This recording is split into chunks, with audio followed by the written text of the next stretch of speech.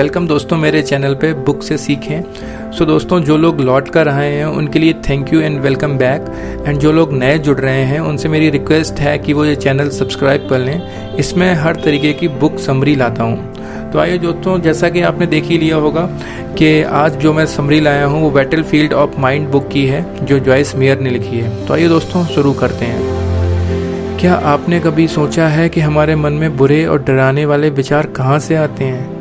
ऐसा क्या है या कौन है जो आपके मन को बेचैन कर देता है? आपको ये जानकर हैरानी होगी कि ये सब आपके खुद की वजह से नहीं होता। जब ये बुरी भावनाएं आपको घेर लेती हैं तो आप किस चीज़ का सहारा लेते हैं या खुद को कैसे संभालते हैं? इस बुक में आप जानेंगे कि कैसे शैतान आपके माइंड पर आपसे एक जंग लड़ रहा है। क्या आप जानते हैं हमारे थॉट्स कितने पावरफुल होते हैं? शैतान तो ये बात बहुत अच्छे से जानता है और इसलिए वो हर रोज़ आपके दिमाग में घुसने की और उस पर हमला करने की कोशिश करता है। आपको ये भी पता चलेगा कि शैतान कैसा करता है और उससे लड़ने के लिए आप क्या कर सकते हैं। आप ये भी जानेंगे कि इन सब में भगवान का क्या रोल है। आपको उसके रहस्यमयी तरीकों के बारे में भी पता चलेगा। इस बुक के ख़त्म होते होते आपके पास उस शैतान को हराने के हथियार होंगे और आप उसके साथ आधी जंग भी जीत चुके होंगे। तो आइए बिना किसी देरी के जंग के मैदान में चलते हैं। तो सबसे पहला इसका बुक का जो टॉपिक है, the mind is a battlefield, मन युद्ध का मैदान है। तो इस बुक की जो ऑथर हैं जॉयस, जो बाइबल पढ़ रही थी, तो उन्होंने कुछ महसूस किया। बाइबल में भगवान के शब्दों में कई बातें ऐसी लिखी हुई थी जो इंसान के माइंड के पावर के बारे में बताती हैं। इसका एक एग्जाम्पल है प्रोवर्ब 23:7। बाइबल के किंग जेम्स के वर्जन में ये कहा गया है कि आदमी अपने दिल में जो सोचता है वो वैसा ही बन जाता है। हमारे विचार हमारे एक्शन को कंट्रोल करते हैं। नेगेटिव माइंडसेट होने से नेगेटिव जीवन ही मिलेगा, लेकिन भगवान पर ध्यान फोकस करना हमें पॉजिटिव माइंडसेट देगा। पॉजिटिव माइंड के ज़रिए हम उस रास्ते को देखना शुरू कर देंगे जो भगवान ने हमारे लिए बनाया है और उस पर चलने लगेंगे। इसका एक 6/12 का शास्त्र भी कहता है कि असल में हर इंसान एक जंग लड़ रहा है। अब ये कोई आम जंग नहीं है जहां खून बहाए जाते हैं, बम गिराए जाते हैं। बाइबल में जिस जंग का जिक्र किया गया है वो शैतान और उसके सेना के साथ हमारी रिचुअल यानी आध्यात्मिक जंग है। शैतान अक्सर हमें धोखा देने की कोशिश करता है। वो हर चीज़ को दिखाता है जो झूठी है। शैतान कभी हमसे तुरंत झूठ नहीं बोलता, वो अपना समय लेता है, क्योंकि उसको कमज़ोर करने के लिए वो एक शानदार प्लान बना रहा होता है। शैतान धीरे धीरे हमारे मन में डाउट, डर, शक जैसे बीज बोने लगता है। शुरुआत में हमें इसका एहसास नहीं होता, लेकिन बाद में ये हमें अपनी गिरफ्त में लेने लगता है, हमें चारों ओर से घेरने लगता है। शैतान में बहुत पेशेंस होता है, जो हमारे मन में जैसा एक किला बना लेता है और भगवान के बारे में जो हमारा विश्वास और विचार हैं उसे झूठा साबित करने में लग जाता है। इस किले का मकसद है हमें डराना, हमें हराना। ये किला एक ऐसा एरिया है जिसमें हम अपने गलत विचारों द्वारा कैद हो जाते हैं। ये सब हमारे माइंड में चलता रहता है। मन इसके जंग का मैदान बन जाता है। आइए इसे एक कहानी से समझते हैं, जहां आप देख पाएंगे कि मार्था और जॉश के दुखी शादीशुदा ज़िंदगी में मन की लड़ाई कैसे होती है।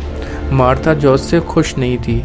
वो दोनों हमेशा झगड़ते रहते थे, एक दूसरे को कड़वी बातें सुनाते रहते थे। यहाँ तक कि उनके 2 बच्चे भी इस नफ़रत और तनाव को महसूस करने लगे थे। मार्था जॉश को घर का हेड नहीं बनने देना चाहती थी।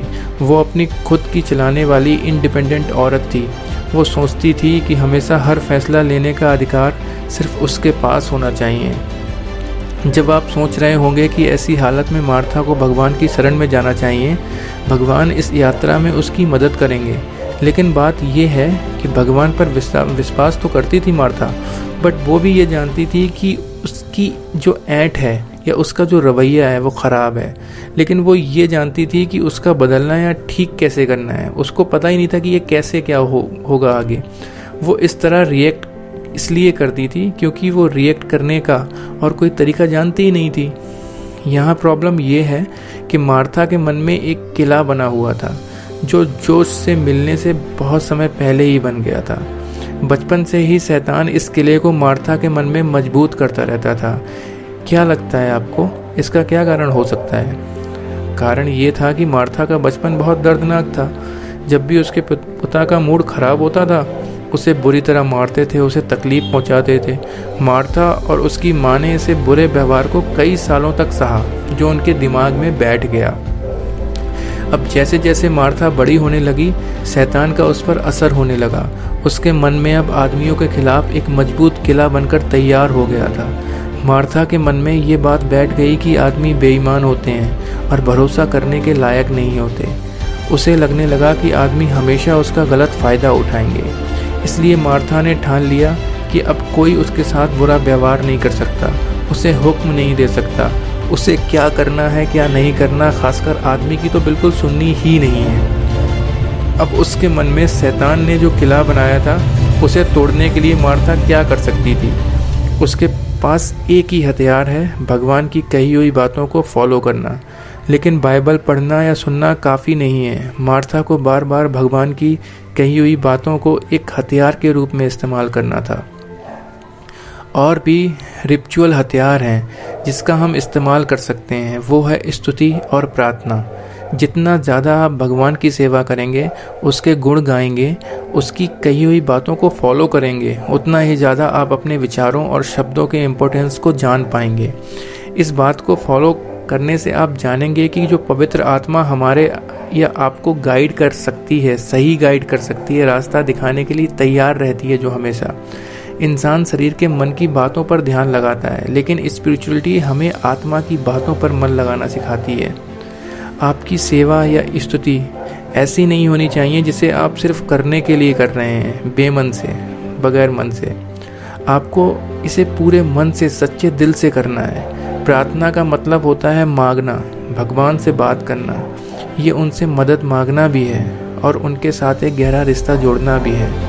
प्रार्थना के ज़रिए हम भगवान से जुड़ते हैं। ये जुड़ाव हमें सच की ओर ले जाता है और सच हमें हर बंधन, हर झूठ से आज़ाद कर देता है। इन्हीं हथियारों के द्वारा मार्था अपने मन में बने किले को तोड़ पाएगी। तब जाकर वो ये सच्चाई जान पाएगी कि हर आदमी उसके पिता की तरह नहीं होता, और उसका पति तो बिल्कुल उसके पिता की तरह नहीं था।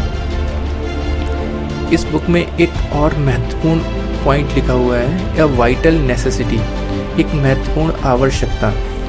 हमारे विचारों में बहुत शक्ति होती है, इसलिए हमें बहुत सावधान रहना चाहिए कि हम अपने मन में किस तरह के विचार रखते हैं। तो सोचने का सही तरीका क्या है? सही तरीका है जब हमारी सोच भगवान की कही हुई बातों के समान हो जाती है या उससे मेल खाने लगती है, तब हमारे वो सोचने का सही तरीका होता है। ऑथर इस बात पर जोर देकर कहती है कि अगर आपका माइंड नेगेटिव है तो आप कभी एक पॉजिटिव ज़िंदगी नहीं जी सकते। दो अलग अलग माइंड के बारे में बताते हैं ऑथर। पहला जो हमारे शरीर का दिमाग होता है और दूसरा जो हमारे शरीर का आत्मा होती है। शरीर का दिमाग उन विचारों के बारे में बताता है जो गलत है, लेकिन उन नेगेटिव विचारों के बारे में बताता है जो हमारे मन में आते हैं। इसे इसलिए मांस का दिमाग कहा जाता है क्योंकि हम अपने लिए बुरी और अपवित्र चीज़ें करते हैं। हम अपने शरीर की इच्छाओं को पूरा करने लगते हैं, भले ही वो भगवान की कही हुई बातों के खिलाफ ही क्यों ना हो। ये मांस का दिमाग हमें पॉजिटिव जीवन जीने से रोक देता है, जबकि आत्मा के दिमाग की सुनना ज़्यादा ज़रूरी है क्योंकि ये भगवान की तरह सोचने जैसा है, जिससे पवित्र आत्मा संतुष्ट, सेटिस्फाइड हो जाती है। मान लीजिए कि आपको अपने बैंक से कॉल आता है कि आपने अपने अकाउंट में $850 या समथिंग जितनी भी मनी ज़्यादा निकाल लिए हैं। इसे सुनकर आप बहुत हैरान और शर्मिंदा हो जाते हैं। आपको याद आता है कि शायद इस महीने आप अपने अकाउंट में पैसे जमा करना भूल गए। आप जल्दी से बैंक पहुंचकर पैसे जमा करते हैं। इस मुद्दे को तुरंत हल करने से आगे और मुश्किल खड़ी नहीं होगी। इसी तरह ऑथर सलाह देती है कि आप अपने मन को भी नया बनाएं। अगर आप सालों से गलत ढंग से सोच रहे हैं तो आपको अपना जीवन अनऑर्गेनाइज बनकर, मतलब आपका जीवन अनऑर्गेनाइज बनकर ही रह जाएगा। एक बात हमेशा याद रखें कि आपका जीवन तब तक अनऑर्गेनाइज बन सकता है जब तक आपका मन ऑर्गेनाइज बनेगा। शैतान ने आपके मन में जो किला बना लिया है उसे तोड़ने के लिए आपको सीरियस होना पड़ेगा। आपको भगवान की बताई हुई बातें, उनकी स्तुति और प्रार्थना के हथियारों का इस्तेमाल करना सीखना होगा। अपने मन को पॉजिटिव बनाने के लिए भगवान से मदद मांगें। पवित्र आत्मा आपकी मदद करेगी। उन पर विश्वास करें। आप अकेले शैतान को नहीं हरा सकते और इसलिए भगवान में विश्वास करने के लिए यही सोचना बहुत ज़रूरी है। ये बिल्कुल ज़िंदा रहने के लिए है।